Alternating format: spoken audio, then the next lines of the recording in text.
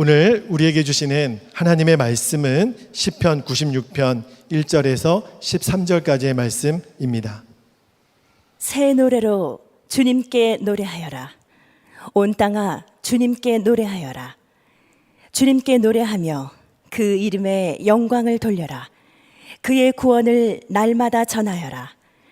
그의 영광을 만국에 알리고 그가 일으키신 기적을 만민에게 알려라. 주님은 위대하시니 그지없이 찬양받으실 분이시다. 어떤 신들보다 더 두려워해야 할 분이시다. 만방의 모든 백성이 만든 신은 헛된 우상이지만 주님은 하늘을 지으신 분이시다. 주님 앞에는 위엄과 영광이 있고 주님의 성소에는 권능과 아름다움이 있다. 만방의 민족들아, 주님을 찬양하여라. 주님의 영광과 권능을 찬양하여라. 주님의 이름에 어울리는 영광을 주님께 돌려라. 예물을 들고 성전뜰로 들어가거라. 거룩한 옷을 입고 주님께 경배하여라. 온 땅아 그 앞에서 떨어라. 모든 나라에 이르기를 주님께서 다스리시니 세계는 굳게 서서 흔들리지 않는다. 주님이 만민을 공정하게 판결하신다 하여라. 하늘은 즐거워하고 땅은 기뻐 외치며 바다와 거기에 가득 찬 것들도 다 크게 외쳐라. 들과 거기에 있는 모든 것도 다 기뻐하며 뛰어라. 그러면 숲속의 나무들도 모두 즐거이 노래할 것이다. 주님이 오실 것이니 주님께서 땅을 심판하러 오실 것이니 주님은 정의로 세상을 심판하시며 그의 진실하심으로 뭇 백성을 다스리실 것이다. 저는 도대체 언제 하나님을 진짜 믿게 됐을까 그런 생각을 해보았습니다. 저는 어릴 때부터 하나님을 믿었다고 생각했고 아버님이 목사님이시니까 더 특별히 그랬다고 생각을 했습니다. 그런데 제가 장애인이 될 그런 어려운 처지에 부딪혀 보니까 제가 하나님을 믿고 있는 게 아니라는 사실을 깨닫고 너무나 당황스럽고 또 혼란스러웠습니다.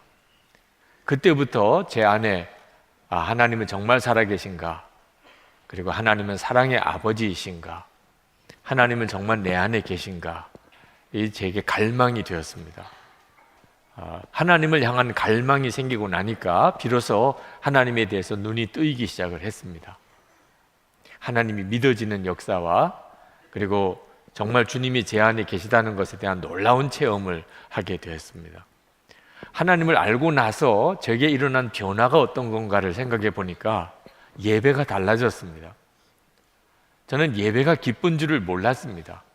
어릴 때부터 예배를 수도 없이 드렸습니다. 저는 예배는 반드시 드려야 되는 것, 우리에게 거룩한 의무라고 생각을 했지 예배가 즐거운 것은 몰랐습니다. 예배는 짧게 끝나는 게 제일 은혜로웠습니다. 하나님을 몰랐기 때문이죠. 하나님을 실제로는 모른 채 예배 드리는 일은 사실 곤욕스러운 일이기도 합니다. 오늘 시편 96편을 보면 시편 기자가 이렇게 말합니다. 새 노래로 주님께 노래하여라. 온 땅아 주님께 노래하여라. 그런데 하나님을 실제로 알고 만난 사람은 노래하라 말라 할 것도 없습니다. 그냥 노래가 돼요. 찬양이 그냥 됩니다. 그러니까 여러분이 찬양이 좋은지 여러분 스스로 한번 점검해 보시기 바랍니다. 그러면 여러분 안에 여러분이 얼마나 하나님을 진짜 알고 있는지, 또 얼마나 정말 믿는지를 여러분 스스로 알 수 있습니다. 여러분, 겨울이 지나고 봄이 와서 첫 번 이 꽃이 피는 것을 보았을 때 다 탄성을 지릅니다. 야, 꽃이 피었다고. 그 억지로 될 이유가 있습니까? 그냥 저절로 탄성이 나오죠. 반가운 사람, 정말 사랑하는 사람 오랜만에 만나면 이름 불러가며 뛰어가서 끌어안고 반가워하고 좋아하죠. 자연스럽게 일어나는 거죠. 의사가 암덩어리가 깨끗이 사라졌습니다. 이런 이야기를 들으면 그냥 눈물이 쏟아지고 감사합니다.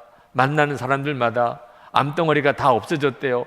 그렇게 말하는 일이 뭘 어렵습니까?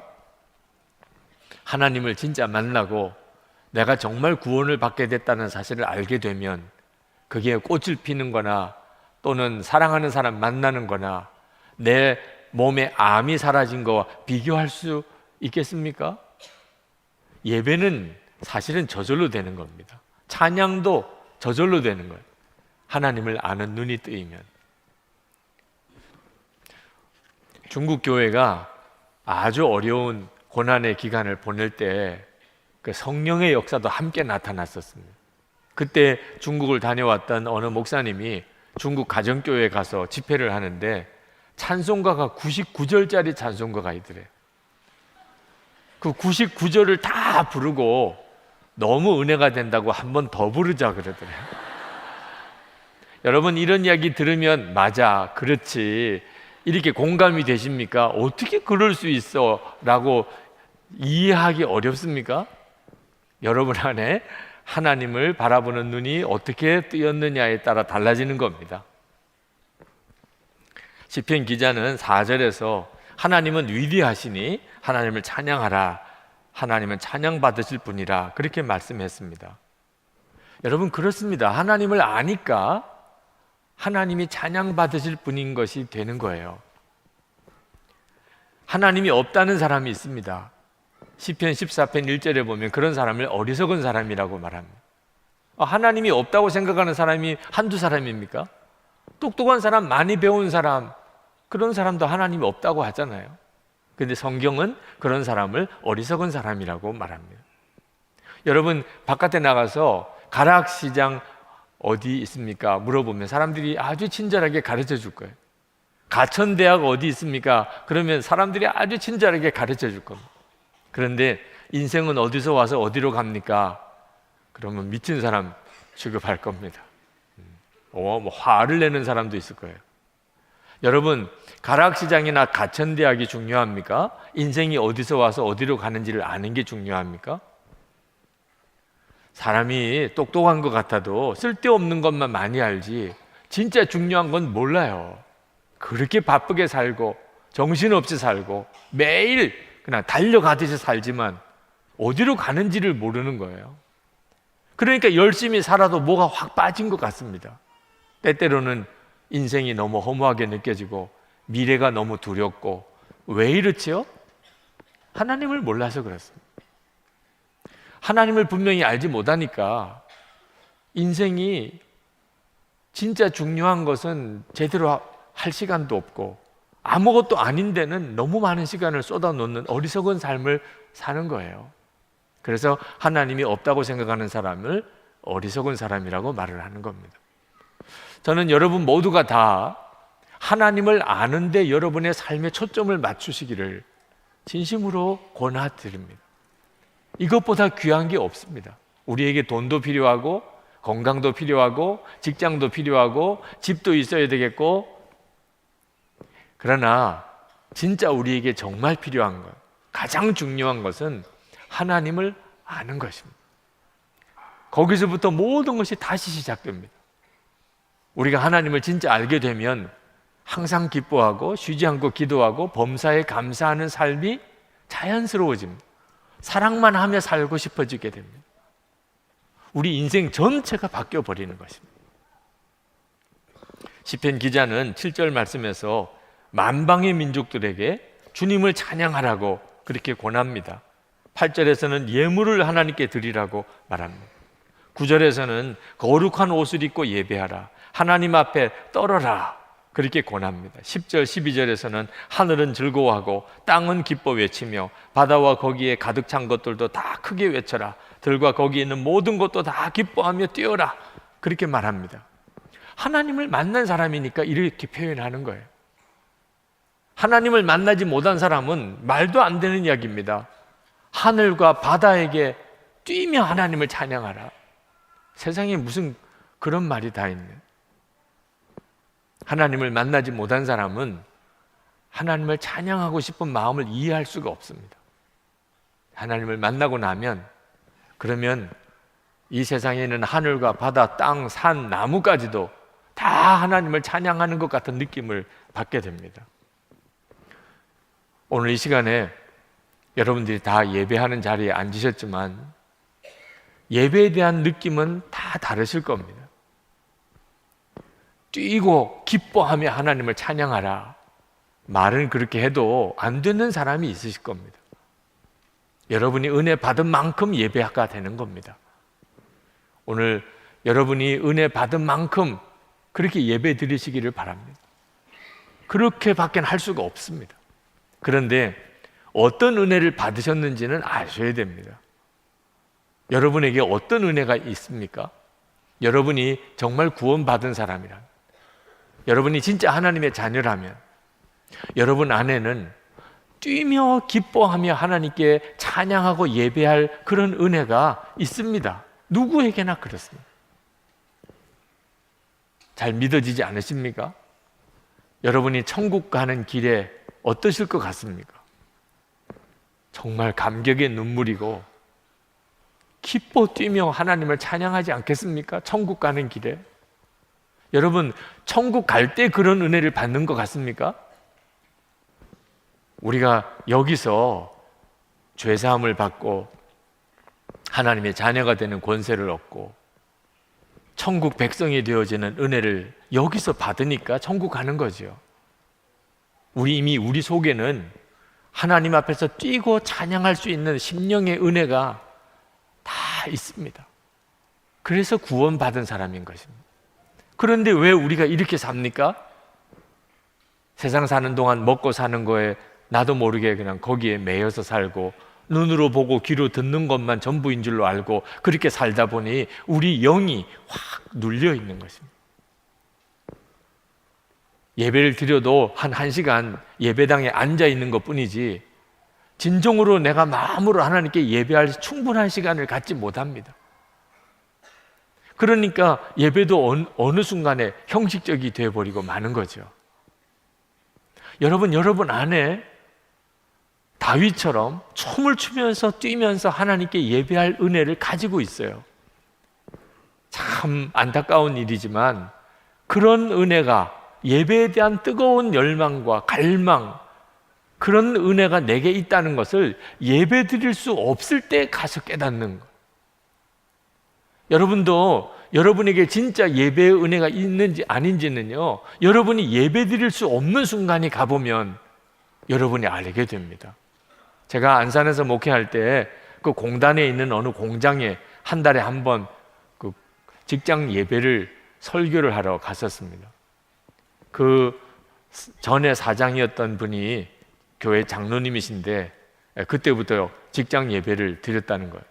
근데 이제는 그 아들, 집사님이신 그 아들이 이제 사장이 되셨는데 목사님 꼭 한 달에 한 번 오셔서 설교를 해달라고 부탁을 하시더라고요. 갔더니 꼭 무슨 직원 조회하는 것 같아요. 예배가 아니고. 그럴 수밖에 없는 게 대부분 다 불신자들입니다. 그렇지만 전도에 정말 좋은 기회가 되겠다, 그런 생각을 가지고 마음을 전심으로 가서 말씀을 전했었습니다. 근데 회사가 기울어지기 시작해요. 그리고 경매에 들어간다는 이야기도 나오고, 어느 날 예배를 드리러 갔더니 목사님, 기도 부탁이 있습니다. 사장실로 저를 좀 같이 가주실까요? 그때 제 마음속에 회사가 너무 어려우니까 회사가 다시 경영 정상화가 되도록 기도 부탁을 하시는 모양이다, 그런 생각이 들었어요. 회사가 어렵다는 이야기를 들었기 때문에. 그런데 사장실에 가서 만난 그 젊은 집사님, 사장님은 저에게 전혀 다른 부탁을 하는 겁니다.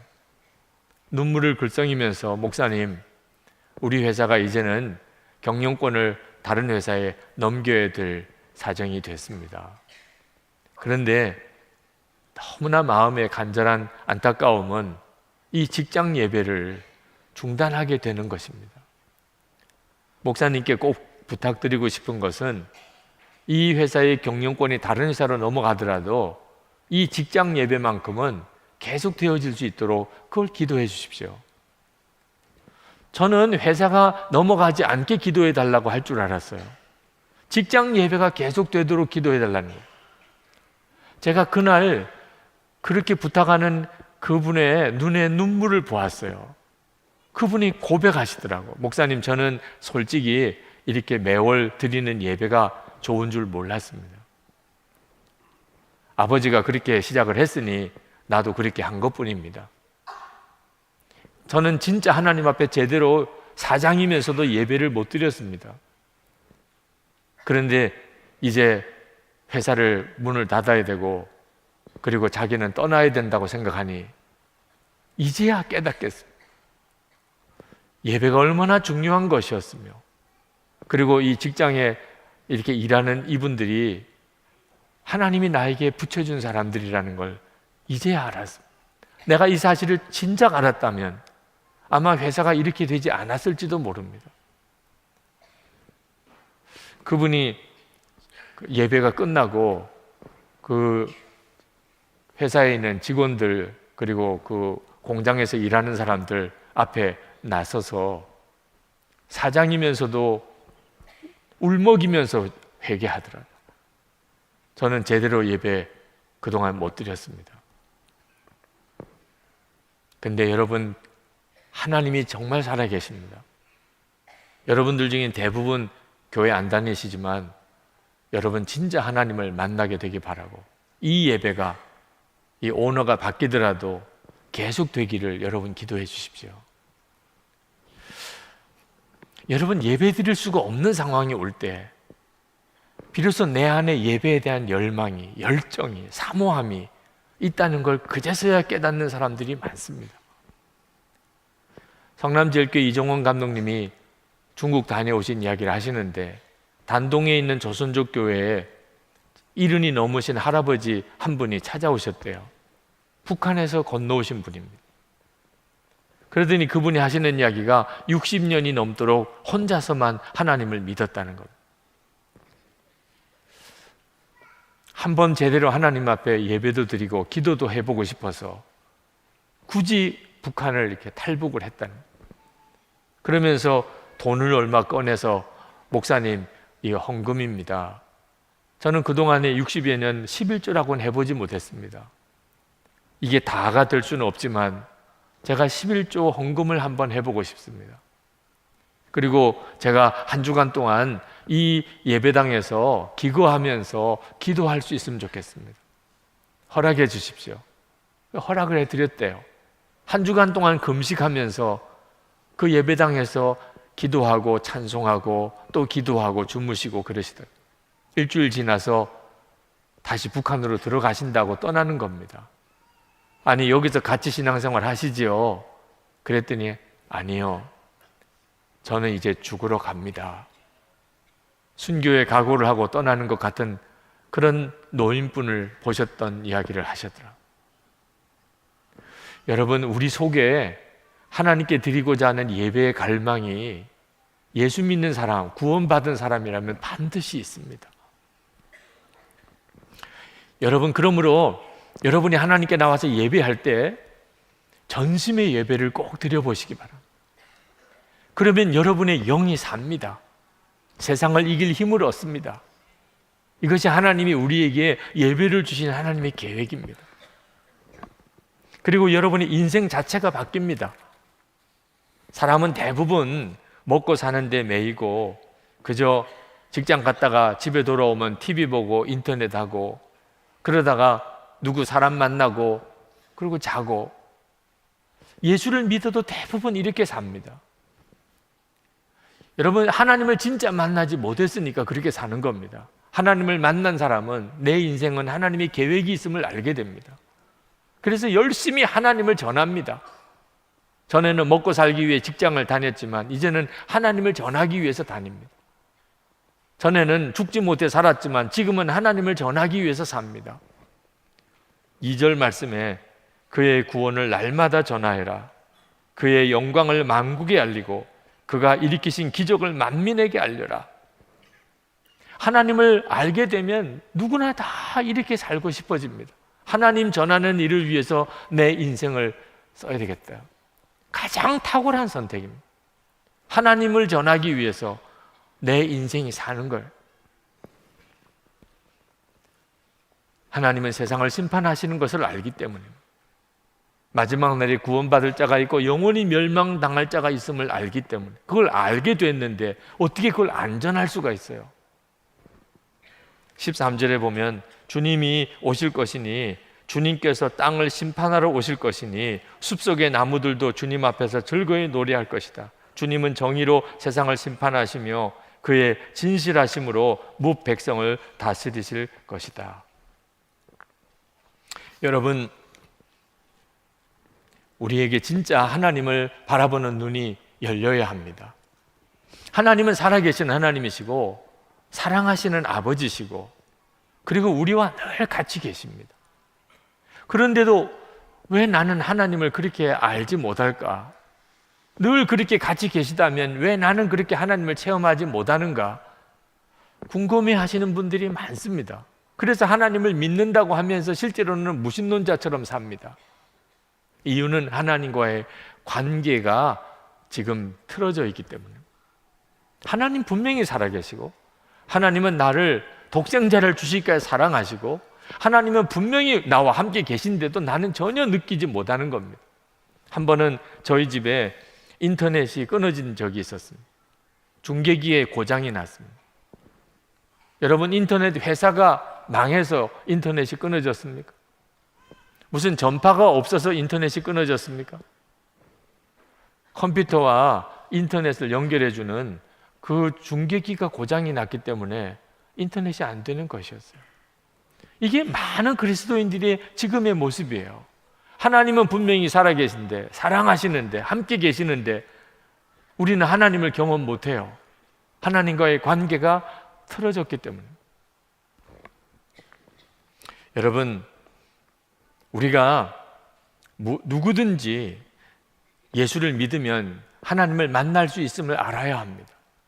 하나님이 이미 다 그렇게 해놓으셨어요. 예수님이 십자가에 죽으실 때 성전의 지성소와 성소를 가로막는 휘장이 위로부터 아래까지 쫙 갈라졌습니다. 하나님과 우리 사이에는 더 이상 막힘이 없어요. 누구든지 예수를 믿는 사람은 하나님을 만나게 돼 있고 하나님께 교제하게 되어 있습니다. 여러분 안에 증거가 있어요.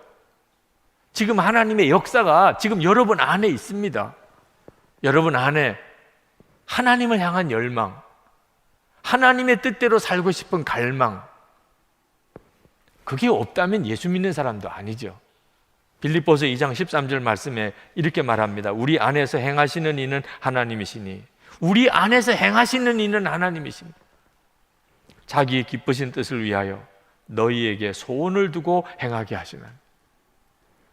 우리가 예수를 믿으면 우리 안에 하나님이 기뻐하시는 삶을 살고자 하는 소원이 누구든지 있습니다. 그게 크냐 작으냐 하는 차이는 있을지 몰라도 반드시 있습니다. 어떤 분은 목사님, 저는 하나님의 음성을 듣고 싶은데 듣지 못해요. 저는 하나님을 진짜 인격적으로 만나고 싶은데 만나지도 못해요. 왜 하나님은 나에게 그런 은혜를 안 주십니까? 그러면서 우는 분이 계시더라. 여러분, 그분은 하나님이 그분에게 은혜를 안 주시는 게 아니에요. 하나님을 만나고 싶고 주님의 음성을 듣고 싶고 이런 갈망 자체가 그분 안에 계시는 하나님의 역사예요. 하나님이 역사하지 않았다면 그런 갈망을 가지고 눈물로 부탁할 사람이 누가 있겠어요? 하나님을 향한 갈망, 마음의 간절한 소원, 여러분 안에 계신 하나님이세요. 예수님 때문에 우리는 다 하나님을 실제로 만나고, 그리고 오늘 여기까지도 이끌림을 받은 겁니다. 하루는 아침에 일어나서 일정이 너무 그날 많았기 때문에 간절하게 하나님 앞에, 하나님, 오늘 정말 제 하루의 일과를 정확하게 인도해 주옵소서. 그렇게 기도가 나오더라고요. 근데 그때 제 마음속에 주님의 분명한 음성이 있었어요. 너를 인도해 주시기를 구하지 말고 믿으라. 너를 인도할 것을 믿으라. 그때 그동안에 제가 얼마나 하나님 앞에 답답한 기도를 오래 드리고 있었는지를 깨달았습니다. 하나님이 나를 인도해 주시는 것은 너무나 당연한 일이에요. 내 안에 오셨으니까. 우리는 그것을 구할 게 아니고 믿을 것이죠. 주님 감사합니다. 기도가 바뀌었어요. 하나님, 오늘도 저와 함께 계시고 저를 인도해 주실 것에 대해 감사드립니다. 정말 분위기가 완전히 달라졌어요. 그 이른 아침 첫 기도 시간에 하나님, 오늘 나를 좀 인도해 주세요. 하나님, 저를 인도해 주실 것에 대해서 감사합니다. 우리가 나와 함께 계시는 하나님에 대해서 눈이 뜨이고 나면 모든 게 달라집니다. 여러분, 큰 기적을 통해서, 무슨 유별난 체험을 통해서 하나님을 만나기를 갈망하지 마세요. 일생에 한 번, 두 번 있는 그런 체험이 여러분을 지탱해 주는 게 아닙니다. 일상생활 속에 아주 평범한 순간에 주님은 우리를 만나주세요. 그 눈이 뜨여야 진짜예요. 그때부터 우리의 삶 전체가 바뀌어요. 매일매일이 달라져요. 이사야 51장 2절에 보면 하나님께서 아브라함이 홀로 있을 때 부르셨다고 했습니다. 너희 조상 아브라함과 너희를 낳은 사라를 생각하여 보라. 아브라함이 혼자 있을 때 내가 그를 부르고 그에게 복을 주어 창성하게 하였느니라. 여러분, 우리가 살아가는 동안에 그저 사람 만나고 어디 가서 일하고 그리고 TV 보고 인터넷 하고 그리고 자고 이렇게만 살면 안 됩니다. 하나님은 내가 혼자 있을 때 나를 만나러 오세요. 늘 같이 계시지만 내가 혼자 있을 때 그때는 주님과의 시간이기를 원하세요. 그런데 우리는 좀처럼 하나님에게 틈을 들이지 않는 겁니다. 목요일마다 믿음으로 사는 남자들의 기도 모임이 있는데 그때마다 이제 인사가 서로 허깅하는 방법으로 인사를 합니다. 돌아가면서 서로 안아주고 축복합니다, 사랑합니다 인사를 해요. 제가 인사를 하다가 어느 남자 성도님을 보고 그분에게 다가가서 허깅하려고 했더니 그분은 저를 못 보셨는지 다른 사람하고 이렇게 안으시는 거예요. 다가가다가 영 뻘쭘해지더라고요. 그래서 나도 그냥 다른 사람하고 안았어요. 그러면서 생각했습니다. 하나님도 나에게 다가오셔서 뭔가 말씀하시려고 하는 순간에 내가 하나님께 주목하지 않고 다른 것을 바라보기 때문에 주님이 그냥 지켜만 보실 수밖에 없으실 수도 있었겠구나. 여러분, 조용히 한번 주변을 둘러보세요. 하나님이 여러분에게 터치하고 계시는지도 몰라요. 여러분, 이따금 아무 일도 갑자기 할 일이 없고 누구와 만나는 것도 아니고 그냥 혼자서 뭐 하지? 이러고 있을 순간이 온다면 그때 잠잠히 하나님이시죠? 그렇게 물어보세요. 하나님께서 여러분들과 함께 하셔서 여러분과 말하고 싶어 하시고 여러분을 만나고 싶어 하시는 순간이에요. 그래서 영성일기도 써보시라고 권해드린 겁니다. 매일 평범한 하루하루 그 속에서 나와 함께 하시는 하나님, 그 하나님을 눈 떠야 하니까 매일 기록을 해보시라는 거예요. 영성일기 입문 세미나가 지난 토요일에 있었는데 어느 여자 집사님이 간증을 하셨습니다. 영성일기 제자반 훈련을 통해 복음의 비밀인 제 안에 계신 그리스도, 살아계신 그리스도를 다시금 깨닫게 되었습니다. 주님을 믿고 동행한다고 자부하며 살았지만 둘째 아이를 하늘나라에 먼저 보내는 사건으로 저의 믿음은 산산조각으로 깨졌습니다. 그러나 주님은 영성일기를 통해 제 심령 가운데 임하신 예수님을 보게 하셨습니다. 그동안 머리로만 알고 있는 주님의 말씀들이 믿어지고 주님과의 동행이 무엇인지 알 수 있었습니다. 무엇보다 하늘나라에 먼저 간 딸을 향한 감사함이 생겼습니다. 부족한 아빠 엄마의 품이 아닌 주님의 품에 있음을 감사하고 천국을 향한 소망이 생겼습니다. 예전에는 하루빨리 천국에 갔으면 좋겠다는 우울한 마음이 많이 들었는데 이제는 주님 앞에 있을 우리 딸 앞에서 충성된 모습, 믿음의 엄마의 모습을 보여주고 싶은 소망도 생겼습니다. 하나님의 놀라운 계획을 다 이해할 수 없지만 주님은 우리 딸을 저희 가정에 작은 예수님으로 보내주신 사랑에 너무도 감사합니다. 그동안 저의 삶에 행복, 기쁨, 감사의 말들이 사라진 단어들이었는데 지금은 제 입술에서 고백으로 흘러 넘칩니다. 주님 앞에 다시금 나아갑니다. 살아도 죽은 것 같은 세월을 보낸 저에게 사랑한다, 너의 아픔을 다 알고 있다 라는 말씀으로 찾아와 주신 주님 감사합니다. 그렇습니다. 우리가 어느 순간에든지 우리와 함께 하시는 주님을 만날 수 있습니다. 오늘 성찬을 받습니다. 성찬은 정말 주님이 우리와 함께 하심을 하나님이 분명하게 우리에게 보여주시려고 주시는 은혜의 시간입니다. 오늘 성찬 받을 때 여러분은 여러분 한 사람에게 다가와서 말씀하시는 주님을 바라보십시오. 이것이 내 몸이다. 이것이 내 피다. 내가 너와 이렇게 함께 한다. 여러분이 그것을 믿음으로 받아들이세요. 오늘 이 성찬은 도무지 보이지도 않고 들리지도 않는 주님이 답답해 하시는 이들에게 내가 이렇게 너와 함께 하잖아 하시는 주님의 터치입니다. 주님과의 포옹하는 시간입니다. 이제 우리 통성 기도하고 성찬을 받으시겠는데, 하나님, 제가 살아계신 하나님을 정말 만나기를 원하며 제게 있어서의 예배가 능력이 되기를 원하며 하나님, 제 심령이 살아나기를 원합니다. 하나님, 저의 모든 죄를 용서해 주시고 성찬을 통하여 주님을 만나게 해 주옵소서. 우리 통성으로 기도하겠습니다. 살아계신 아버지 하나님, 주님을